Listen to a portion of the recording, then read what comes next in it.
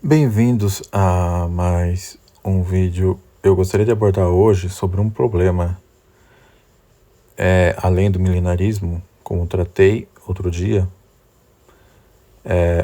Eu gostaria de tratar também sobre um outro problema que poderia até dizer tão grave quanto, pois é a fonte, tá, de muitas seitas, é o estopim para muitas seitas, e também para a indocilidade para com o magistério e, consequentemente, para muitas heresias e mesmo cismas também, que é o revelacionismo, tá?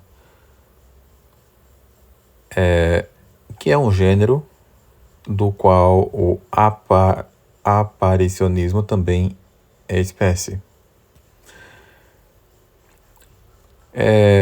Vemos isso já teve muitas raízes, já tem causado muitos problemas antigamente, tá?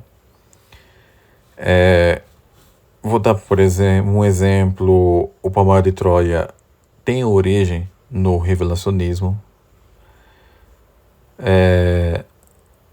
e também há até discussões acaloradas nos meios tradicionais quando se trata de revelações privadas, tá? Inclusive a ponto de atacar as pessoas só por conta de uma divergência aqui, ali. Vemos pessoas tomar certas posições com base em revelações privadas. Uma prova disso é quando há uma discussão muito acalorada com respeito sobre a condenação ou não à mensagem de La Salette, como se isso fosse algo lá muito essencial, ou com respeito a Três Dias de Trevas,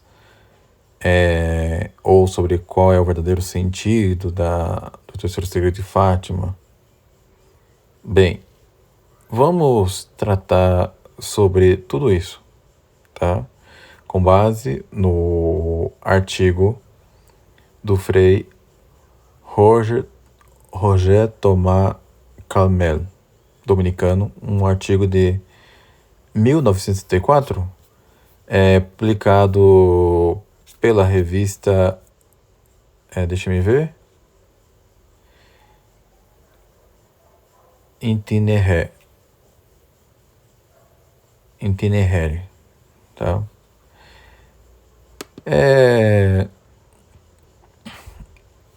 O São Vicente Ferrer, em seu Tractatus de Moderna Ecclesi Schismate, também abordou sobre isso. E ele mesmo disse, apesar dele mesmo ter incorrido no problema, né, porque há até um comentário biográfico que diz aqui, desse mesmo tratado do São Vicente Ferrer, que diz assim: embora o tratado seja obra ocasional, a doutrina dele, manuseada, e sobretudo na primeira parte, não se pode ser chamada de circunstancial ou datada. A aplicação dos princípios ao caso concreto falhou a Frei Vicente Ferrer, não precisamente por seus raciocínios e dados positivos a priori. Se o enganaram com astúcia política, ele carece de toda a responsabilidade. Se o enganaram com astúcia política, ele carece de toda a responsabilidade. Então, parece que ele foi enganado mesmo, tá? Mas isso ficará, os trechos pertinentes ficarão linkados, tá, na descrição deste vídeo. Mas vamos ao artigo do Padre Calmel em questão, tudo bem? Ele já começa com a definição.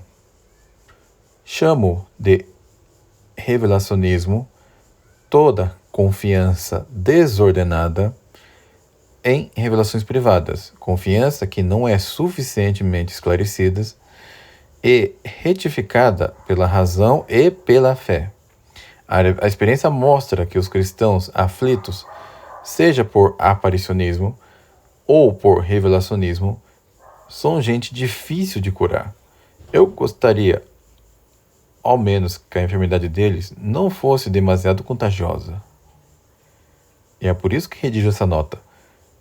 Seguramente que não repreendo a esses irmãos da fé por acreditarem no maravilhoso de ordem privada, nem em seu papel indispensável na igreja, mas sim por situarem-no praticamente acima da escritura e da tradição.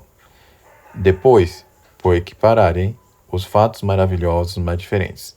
Por fim, por deixarem que a sua própria vida interior seja desorbitada pelo maravilhoso, em lugar de cobrá-la sobre o império das virtudes teologais, que são o centro verdadeiro de toda a vida em Cristo.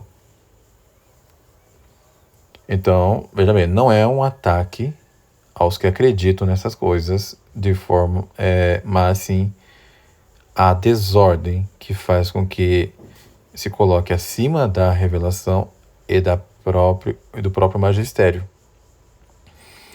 O que eu quero dizer com isso? É o seguinte, vamos supor que fulano supostamente recebeu mensagens de Cristo em pessoa, mas que contradiga o que foi ensinado no magistério, ou até nos manuais de teologia. Você vai ficar com o quê? Com tal pessoa, porque é alguém de sua confiança que viu Cristo falar? Ou no que a sã teologia e o magistério ensina? É obviamente que vamos ficar sempre com o magistério, tá? Uma nota de um papa vale mais do que todas as revelações privadas juntas, tá? Não importa de qual grau seja, não importa o quão grandiosa seja, não importa o quão espetacular seja, a gente sempre deve ficar em primeiro lugar com o magistério, tá? E a revelação divina.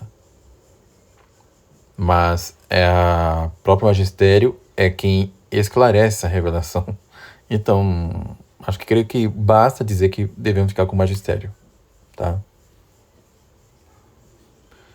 Então, vamos continuar este maravilhoso artigo. Encontram-se, então, certos cristãos que atribuem a revelações pueris e bizarras recebidas supostamente por almas privilegiadas exatamente o mesmo crédito que as mensagens de Lourdes, tão límpidas, tão sóbrias, tão consonantes com o dogma católico. E o que dizer daqueles cristãos que, valendo-se das visões dessas famosas almas privilegiadas, estão mais bem informados sobre a paixão do Senhor do que os evangelistas mesmos? Um autor acumulava-os nos há pouco contratados de devoção sobre as dores secretas de Nosso Senhor. Esses tratados denotam na visionária, aliás impossível de identificar, uma imaginação perturbada, malsã e, para dizer tudo, desequilibrada. Ora, o mesmo autor põe-se agora a difundir uma copiosa compilação que nos é apresentada alternadamente como uma, abre aspas, enciclopédia do profetismo cristão, fecha aspas, e como, abre aspas, o livro do século, fecha aspas. Mais um abre aspas aqui. Apressai-vos, diz o anúncio desdobrável de 6 páginas. Apressai-vos em adquiri-lo em Saint-Germain-en-Laye, na França, fecha aspas. Apressai-vos tanto mais que são 5 para meio-dia. São 5 para o meio-dia. Esse é o título da obra profética e enciclopédica que nos anuncia que, abre aspas, Paris logo queimará como Sodoma e Gomorra, que 3 dias de trevas vão terminar as calamidades anunciadas, e que, após catástrofes de todos os tipos, não restará senão 1/4 da humanidade, e até menos, talvez, fecha aspas. Parece familiar, né? Parece-me muito familiar esse daqui. Pois é, meus amigos, mas essas coisas existem de fato, tá? Imagine só, supostos escritos de santos ou de, entre aspas, né, almas privilegiadas, que sabem mais da história do Nosso Senhor, mais do que a Nossa Senhora, mais do que todas essas coisas, tudo isso daí, do que os apóstolos que nos comunicaram tudo. E, aliás, uma coisa que é importante, o que não é da tradição, o que não é da tradição e da Sagrada Escritura, ou seja, o que não é de nenhuma fonte de revelação, aquilo que os apóstolos não revelaram, nós não temos obrigação nenhuma de acreditar, tá? Somente aquilo que a igreja já comunicou. Ponto. Vamos lá. Continuando, esses castigos nada tem de impossível, mas querer-se-ia que profetas e profetisas produzissem títulos suficientes para lhes dar credibilidade, para dar crédito à sua própria mensagem. Santas tão eminentes como Joana ou Bernadette não se dispensaram disso. E depois será realmente conveniente misturar num prospecto interesses comerciais e o sentido religioso. Fazer apelo ao temor de Deus e ao mesmo tempo pôr em prática as astúcias da publicidade. Pois, se vos diz inconsideradamente que esse livro é, abre aspas, o livro do século, tem-se necessidade de tê-lo à mão a todo instante. Ele exerce no leitor uma influência acalmante? Fecha aspas. Tudo isso não parece muito sério. Mas combater os mercadores de revelações não me anima nem um pouco. Afastar alimentos avariados não é suficiente para nutrir as almas. Busquemos antes o alimento vivificante das divinas escrituras. E dado que os revelacionistas nos falam tanto do juízo do Senhor sobre a história dos homens, recordemo-nos dos ensinamentos da revelação, pois, como nos relatam os textos inspirados, recordemo-nos também sobre o mesmo tema da doutrina sólida dos padres e dos doutores. Cremos no retorno do Senhor. Credo in un Domino Iesu Christum, et intero venturus es cum gloria judicare vivos et mortos, cuius regnis non et finis. Contudo, não ficamos petrificados com o dia e a hora, pois não está na missão do Senhor nos dar a conhecer. Sabemos que somente virá no fim o Supremo Anticristo, como também que no curso da história haverá prefigurações do Anticristo. Não somente haverá a última apostasia geral, predita na segunda epístola aos Tessalonicenses. Como antes disso, serão conhecidas prefigurações da apostasia. Não somente no fim dos fins, a fé estará quase extinta, e a caridade não será viva senão num pequeno número, de tanto que a frieza e o egoísmo terão disseminado a morte da alma dos homens. Não somente porque no fim da história a humanidade estará quase inteira sem fé e sem amor, mas também haverá no curso da história prefigurações desse entenebrecimento e dessa espécie de extinção da vida espiritual. É o que nós estamos vivendo hoje, né? O catolicismo parece, tá? Eu tenho que dizer isso com palavras bem claras, porque eu já vi que tem analfabetos que ouvem meus vídeos e comentam besteira.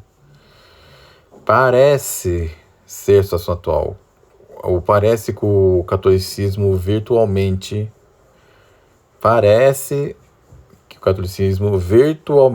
desapareceu. Parece. É a impressão que passa. Será que dizer as palavras será o suficiente? Enfim, né? Nada mais me surpreende. Bem, continuando, nós sabemos.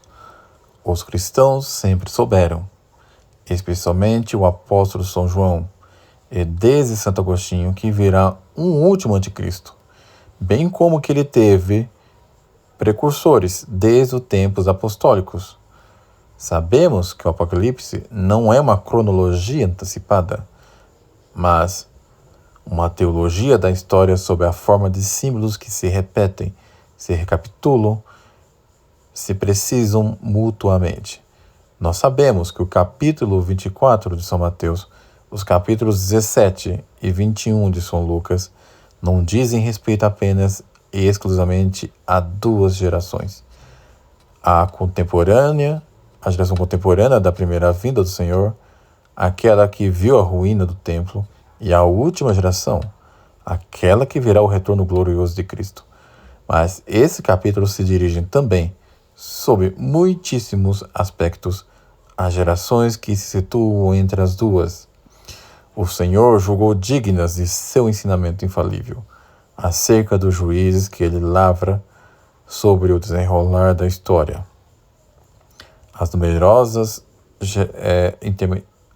numerosas gerações intermediárias que viriam de ser, de longe, as que contariam o maior número de fiéis, as que formariam a parte mais considerável de sua igreja.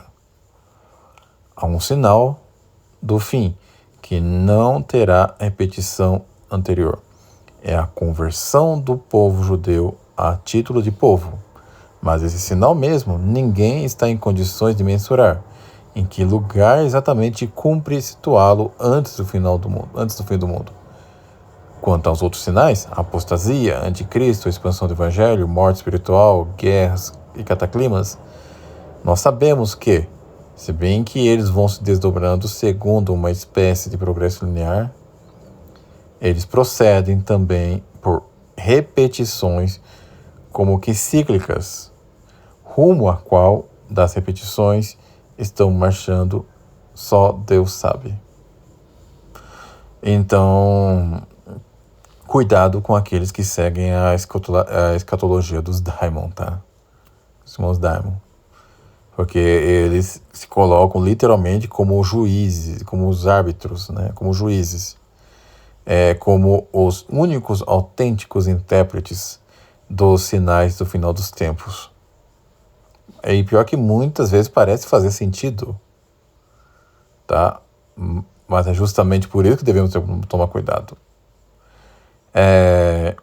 Assim também, às vezes o Frei Tiago parece seguir esse caminho. Ele seguia antes, mas parece que deu uma parada. Mas vamos continuar. Portanto, as gerações intermediárias entre aquela que conheceu a ruína de Jerusalém e aquela que verá o fim do mundo, o Senhor deu uma revelação dupla. Ao mesmo tempo em que ele anunciava as torrentes da iniquidade e os castigos prodigiosos, ele nos garantia a permanência das fontes da coragem e da consolação. Quaisquer que sejam, com efeito, os progressos históricos da iniquidade, todavia, esses dias de provação, por mais perigosos que sejam, serão abreviados por causa dos escolhidos. Por outro lado, ninguém poderá arrebatar as ovelhas da mão do povo pastor. Em terceiro lugar, a redenção não cessará de estar próxima e será preciso erguer a cabeça. Leva-te capta vestra. Lucas 21, 34. Na direção daquele cujo coração está aberto para nós. João 19, 37. Em quarto lugar, o Espírito Santo não cessará de dar o testemunho de Cristo. João 26, 1 a 15. Mesmo 16, 1 a 15. Mesmo quando a apostasia vier a parecer tudo submergir. Para tudo resumir, as portas do inferno não prevalecerão sobre a igreja. Mateus 16, 18. Contra Pedro e contra a fé. Contra a igreja e contra os sacramentos, mesmo quando o homem da iniquidade se assentar no lugar santo. prestar atenção nessas palavras, né? Tudo isso é certo, tá? Tudo isso é o que está na Sagrada Escritura. Alguém ainda duvida? Quando revelações privadas dizem respeito a intervenções da justiça divina, elas devem inscrever-se fielmente nesta perspectiva da revelação canônica. Uma nota em rodapé sobre este tema preciso, permanência da missa, ver Malvenda, OP, na Dissertação sur l'Antéchrist, dissertação sobre o Anticristo, número 22, que vem na sequência da segunda epístola aos Tessalonicenses na Bíblia de Vence. A Bíblia dita de Vence retoma e completa a Bíblia de Dom Calmet. Continuando. Ora, não é isso que se encontra nas publicações diversas dos revelacionistas? Esses escritos estão feitos sob medida para pôr as almas em pânico e aterrorizá-las. Não somente eles pretendem assinalar o dia e a hora em que estamos das preparações e prefigurações do fim, o que já não carece de audácia, mas em sua pretensão simplista de prognosticar o dia e a hora, eles habituam aqueles que lhes dão ouvidos a viver no irracional, a preferir as luzes do bom senso e da reflexão sabiamente conduzida, bisbilhotice sem garantia. Eles não têm solicitude verdadeira e realista em precisar os remédios que sempre estão em nosso poder aplicar, seja qual for o estado em que estivermos da repetição do fim. De resto, eles estão muito mais preocupados em procurar curiosamente qual intervalo de tempo nos separa do fim que em se firmaram na fé. A fé na graça da redenção, que é sempre suficiente, sejam quais forem o afastamento ou a proximidade da parousia. 5 para meio-dia, nos tagarelam os fabricantes da enciclopédia profética. Mas eles não saberão dizer-nos isto. 5 para o meio-dia ou 10h30, de todo modo, é a hora de fazer aquilo que está ao nosso alcance para assistir à boa missa com boas disposições. É hora de meditar e de recitar o terço. É hora de servir ao nosso próximo sem cumplicidade com suas fraquezas, assim como sem enervamento com suas misérias. É hora de fazer sacrifícios excepcionais para preservar as crianças da corrupção e para assegurar a assistência de verdadeiras escolas cristãs. É hora, enfim, para os clérigos de viver mais ainda conforme a dignidade de seu estado e de aprofundar as ciências eclesiásticas, em lugar de perder seu tempo decifrando as patranhas com que nos submerge a publicidade indiscreta dos apressionistas de todo o jaz. Pois é, meus amigos, independente da proximidade do final dos tempos que nós tivemos, sempre é hora de fazer tudo isso. Sempre é hora. Não temos que ficar observando, procurando saber o quão próximo nós estamos no final dos tempos. Até porque, se algum dos senhores, Deus o livre, falecer agora, o mundo vai acabar para aquele que faleceu. Tá? Para quem já morreu, o mundo já acabou. Então, por que devemos nós, agora, nesse estado, procurar saber se estamos ou não na prioridade do final dos tempos? Mas vamos continuar. Eu amo esses artigos. Aqui é importante. Evidentemente que não rejeitamos as profecias privadas sob o pretexto de elas anunciarem castigos divinos, a peste, o fogo, a guerra e a fome e catástrofes de todo tipo. Muito menos as rejeitamos sob um tal pretexto quando as previsões tremendas fazem parte integrante do Evangelho de Jesus Cristo. Nosso misericordioso Salvador apresentou-se como o Rei e como o Juiz. Juiz não somente no fim do mundo, como também juiz sobre o curso da história. Ipsius sunt tempora et secula, a bênção do Círio Pascal na vigília de Páscoa, né? As previsões sobre a ruína de Jerusalém, sobre o terrível fim do mundo, sobre as perseguições, não podem ser removidas dos evangelhos e das epístolas. Reiteradas vezes que Jesus falou como profeta de desgraças, mas ele é profeta de desgraças num clima de evangelho. É isso que muda tudo, que faz de sua profecia um alimento para viver da graça divina, uma fonte de paz interior e de esperança. Beatique ludent quonia ipsa consolabutor.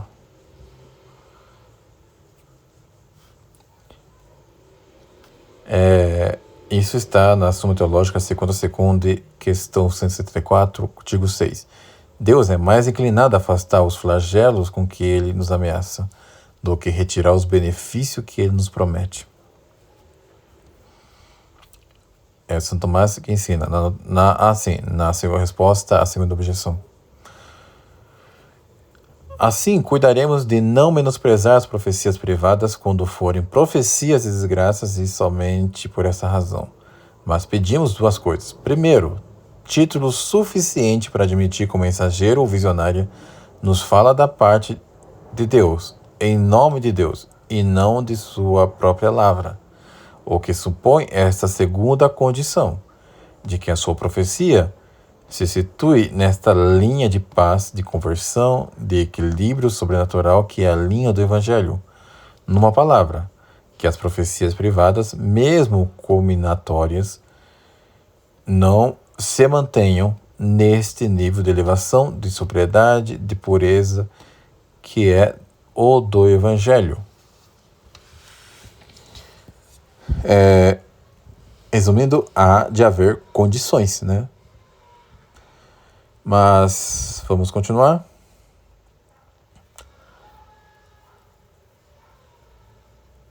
O grande monarca e o grande papa é um título, tá? É um dos capítulos da famosa enciclopédia. É bem bonito, mas de todo modo, se o Senhor, em sua misericórdia, quiser uma vez mais dar à França um chefe que seja sábio e santo, dócil à sé de Pedro, mas isento de montinismo, se o Senhor dignar-se e conceder à nossa pátria essa misericórdia totalmente extraordinária, pois bem, uma preparação é indispensável. Ora, essa preparação não se fará se os cristãos demais se deixarem arrastar pela epidemia do revelacionismo.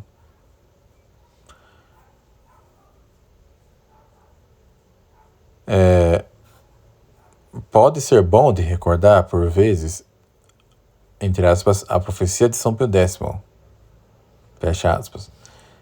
Abre aspas para o que foi dito. Que direi agora, vós, filhos da França, que gemeis sob o fardo da perseguição? O povo que faz aliança com Deus nas fontes batimais e rens arrepender-se-á e retornará à sua primeira vocação.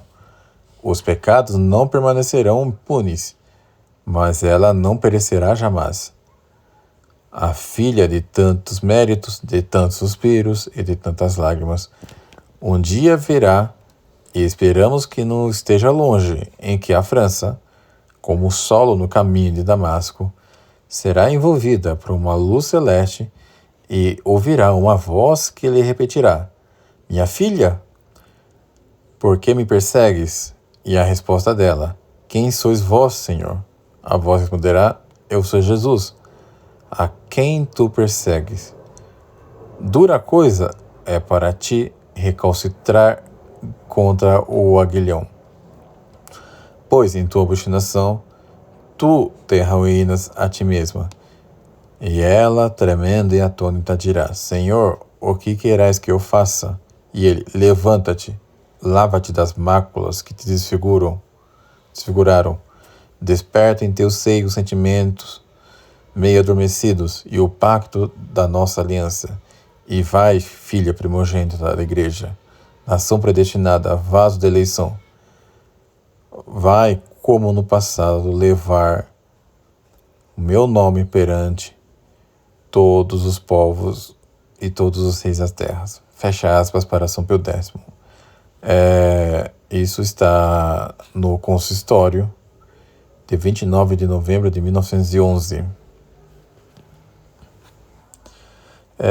Notas do DSB, Dossiê São Bernardo. O padre Carmel escreve a profecia de São Pio X entre aspas, e faz bem, pois haveria um certo abuso em afirmar que São Pio X tenha profetizado.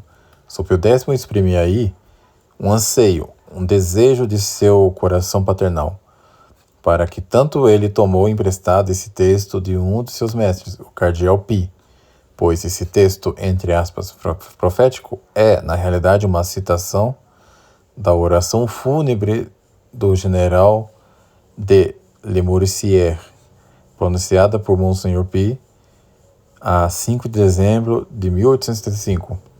Ainda simples sacerdote, em 1846, ele já havia manifestado essa esperança de conversão.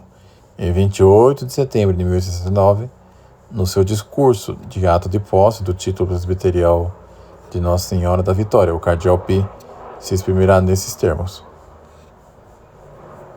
Pois é, não é exatamente de São Pio X. Mas vamos continuar. A recordação de uma tal profecia pode ser útil. Haveria ainda que fazê-lo com lógica e honestidade, pois é desonesto, assim como ilógico, dar aso a esperar a misericórdia de Deus pelo futuro da pátria, e não fazer o pouco que está ao nosso alcance, na hora presente. A hora presente é aquela em que, estando a celebração da missa terrivelmente ameaçada, cumpre mais ainda conservá-la, logo dizê-la e assistir a ela com as disposições exigidas. É a hora em que, estando difícil de assegurar o verdadeiro catecismo, é mais uma razão para dedicar-se a ele. É a hora em que a legislação familiar, se é que se pode ser chamada assim, torna-se criminosa e monstruosa, cumpre, pois, combatê-la com todas as nossas forças. É a hora em que as inovações de Paulo VI são atingidas pela suspeita mais legítima, como o prova a lista esmagadora estabelecida pelo Libellus de Padre de Nantes. Tenhamos, pois, a coragem de enxergar pelas novidades desse tal pontífice. Nós não estamos vinculados. É a hora em que os bispos amassados e manobrados pela colegialidade tentam fazer prevalecer um secretismo religioso simultaneamente maçônico, comunista e cristão. Não temos de seguir a semelhantes bispos. É a hora, enfim, na qual devemos testemunhar a fé de sempre com as disposições de força e de humildade que devem ser renovadas incessantemente, pois o nosso testemunho não se defronta com uma perseguição violenta, o que precipitaria e simplificaria demais as coisas, mas está em face de uma revolução modernista inspirada por demônios das piores embrulhadas. Esta é a hora presente. Ora, esse diagnóstico, menos incompleto, não é o que encontramos nas concuvilícies confusas e irracionais dos revelacionistas. É o diagnóstico que fazemos, servindo-nos da razão que Deus nos deu, esclarecida pela luz da fé e da reflexão teológica. É, portanto, na hora presente, que é tal que temos de nos santificar e dar testemunho, e isso tanto mais ao pedirmos a Deus, para os anos vindouros, que se realize de algum modo a profecia de São Pio X. O período presente, tanto e mais ainda que os períodos anteriores, requer do cristão uma atitude espiritual de lucidez, de realismo, de fé, de caridade, de esperança. Ora, não são estas atitudes reconhecíveis e teologais que desaparecem. Nas almas de boa vontade, os produtores e os varejistas de papeladas revelacionistas. Muito bonita aqui, essa parte. Continuando. Os revelacionistas nos entopem os ouvidos com mensagens nebulosas, febricitantes, sentimentais, mas eles não se interessam verdadeiramente pelas mensagens de santidade dos místicos mais autorizados. O autor da imitação, São João da Cruz, Santa Teresinha, da profecia privada no seio da igreja, eles não parecem conhecer senão um único aspecto: o anúncio dos castigos divinos. Ora, existem outros aspectos, não opostos ao primeiro, sem dúvida, mas muito superiores. São os carismas de ordem doutrinal, como o ensinamento de sabedoria, o sermo scientiae, que é concedido a alguns grandes santos para a edificação das almas. Esse sermo sapiense não é, falando propriamente, um carisma concedido às mulheres. Deve-se dizer, contudo, que uma mensagem como aquela da Via da Infância de Santa Teresinha deriva de um verdadeiro carisma. É restringir em demasia os favores que o Espírito de Cristo outorga à Igreja, não enxergar os carismas, a não ser nas mensagens combinatórias dadas em aparições, ainda que a mensagem seja ortodoxa e o vidente digno de crédito. Isso daqui é muito importante. Como é que a gente vai dar crédito a uma certa revelação se não há mensagens de santidade? Como nós vemos em São João da Cruz, o podemos chamar de verdadeiramente de doutor místico, tá? Santo doutor da igreja, Santa Teresinha, que escreveu a história de uma alma, que é a Pequena Via, um livro maravilhoso, tá? Ali tem quase tudo que nós precisamos hoje em dia, tá? Nesses tempos que nós vivemos. O autor da Imitação de Cristo, que muitos dizem ser tomado de Kempis, mas não é 100% certo, também é um livro muito importante para os nossos tempos, tá? Recomendo vivamente que procurem esses autores. A Subida do Monte Carmelo, do São João da Cruz, é uma maravilha. Uma obra de arte, realmente. Mas, continuemos. Uma das fraquezas mais graves dos revelacionistas é esta: eles não meditaram seriamente na vida e na morte dos santos e santas que foram mais longe na profecia privada, nas aparições e no maravilhoso e no milagre. Uma Joana d'Arc, uma Margarida Maria, aqui está se referindo a Santa Margarida Maria Alacoque, a Catarina Labouré, uma Bernadette, as crianças de Fátima. Na vida e na morte desses privilegiados autênticos, não há nada que não seja simples, calmo, límpido, nem pânico, nem exaltação. A mensagem deles foi o que há de menos enredado, de menos complicado. Por esta mensagem, eles estavam dispostos a dar a vida. E, de fato, Santa Joana d'Arc foi mártir. Sem embargo, não é no maravilhoso separado e como que exorbitado que Joana e outros e os demais haviam situado e fixado suas almas. Como todos os cristãos, como todos os santos, na fé, na esperança e na caridade. Eles só se ocupavam da mensagem deles, porque esta fazia parte do dever excepcional que Deus lhe ordenava cumprir. Assim como ele ordena à maioria um dever ordinário. Dever ordinário, o que é preciso cumprir com amor perfeito.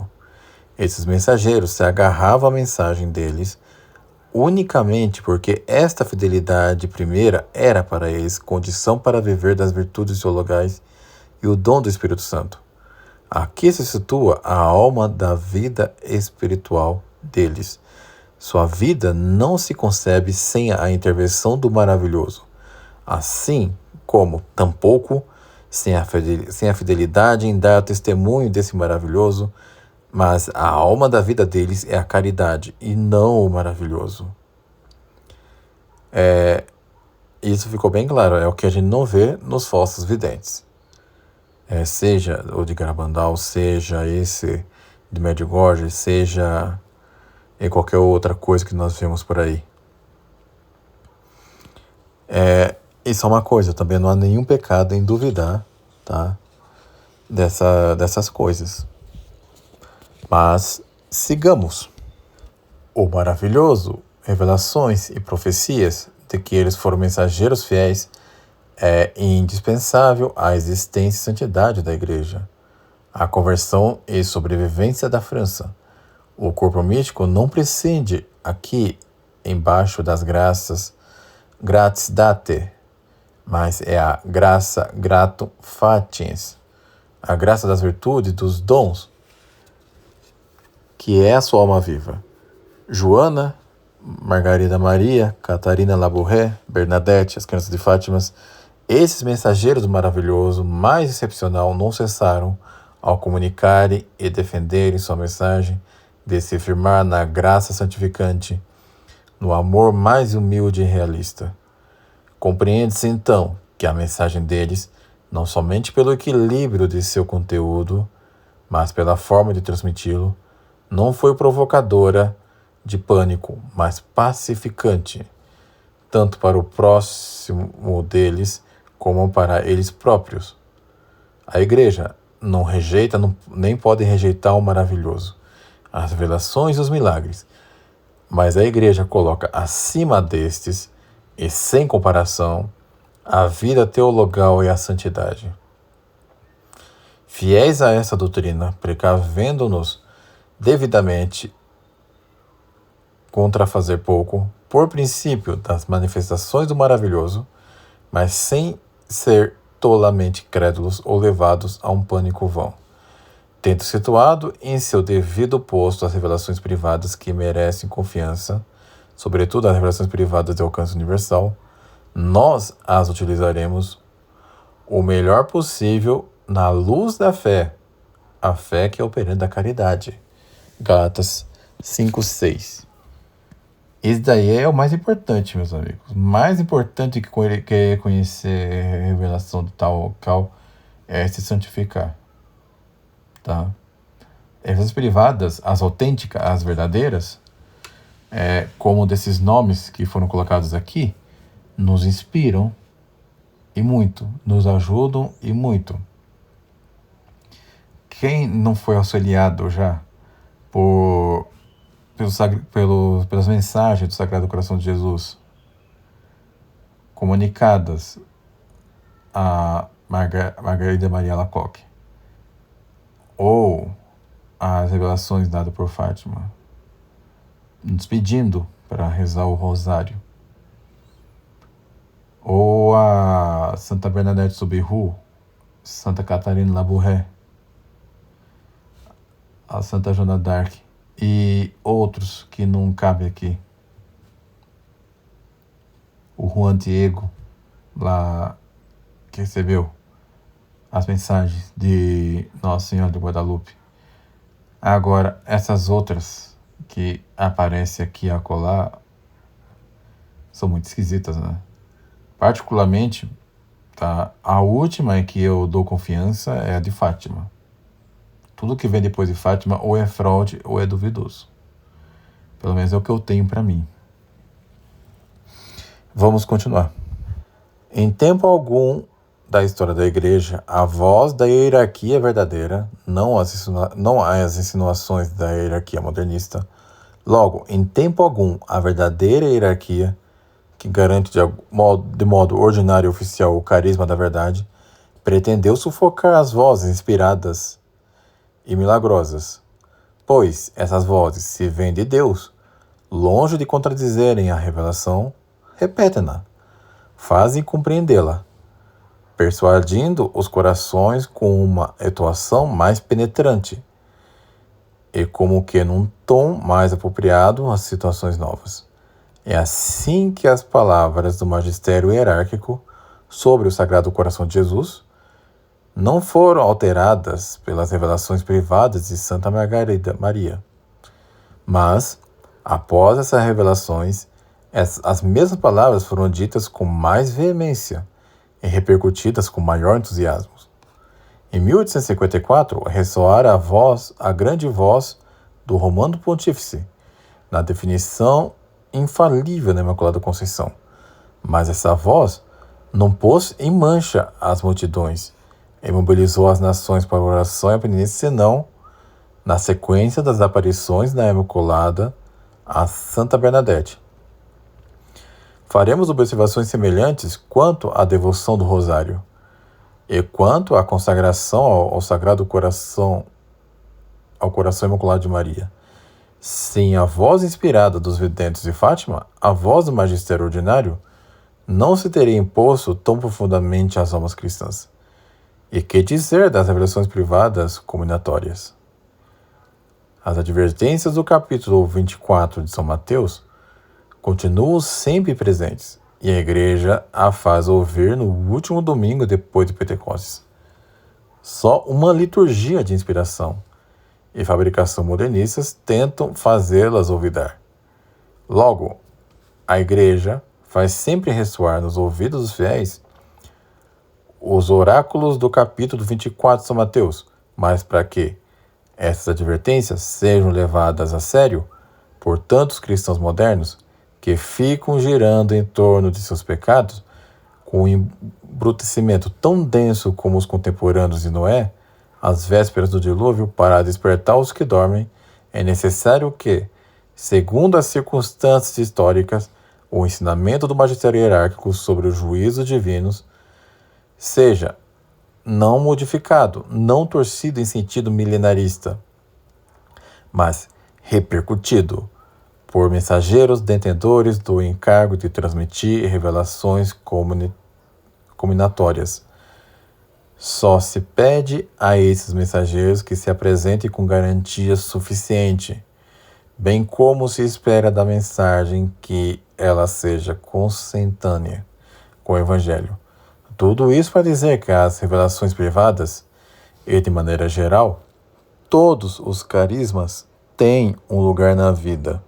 Igreja, um papel não desprezível, não supererrogatório, mas necessário.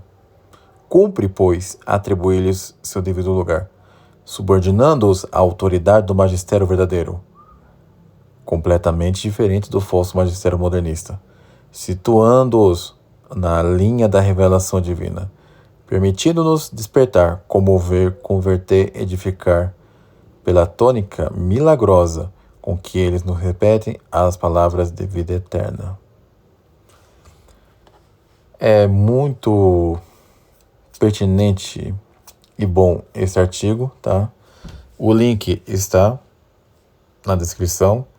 É o artigo do padre Frei Roger Thomas Carmel.